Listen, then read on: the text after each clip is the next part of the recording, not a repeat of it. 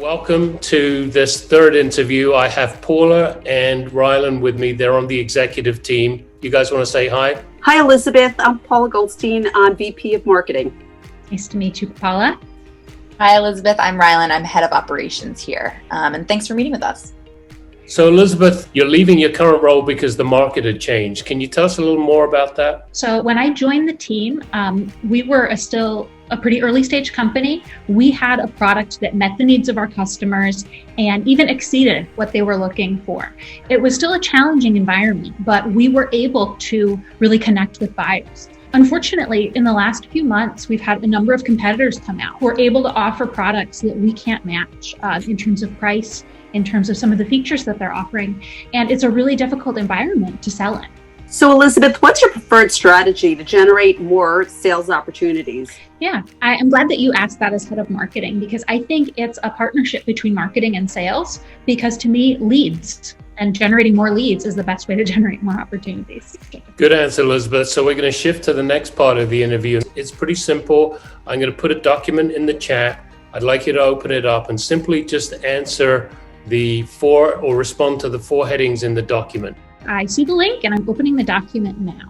So what are my key values?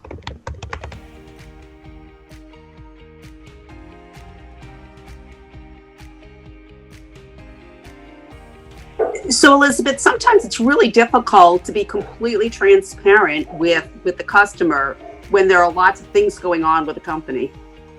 To me, a foundation of integrity is essential, especially in sales, where sometimes prospects are concerned that salespeople might be deceptive or might be making promises that they can't keep. And so if you have a foundation of integrity, you can provide the appropriate level of transparency without sharing information that needs to be private. Good. All right, what's something I don't like to do but will do anyway? I definitely am not a big micromanager. When I've interviewed salespeople, if you ever ask them about their previous manager that they liked the least, usually one of the things they'll describe them as is a micromanager. So I'm a big believer in accountability, but I don't believe in micromanagement.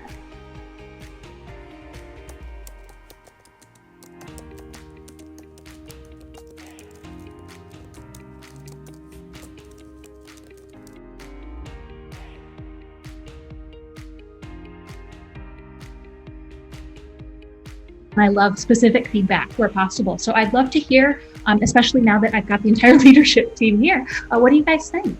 Well, I'll jump in quickly and just say that I think you did a pretty good job.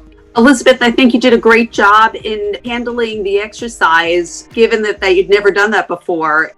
Thank you. It was really nice to meet you, and I appreciate you taking the time to answer everything. Thank you so much. Have a great day.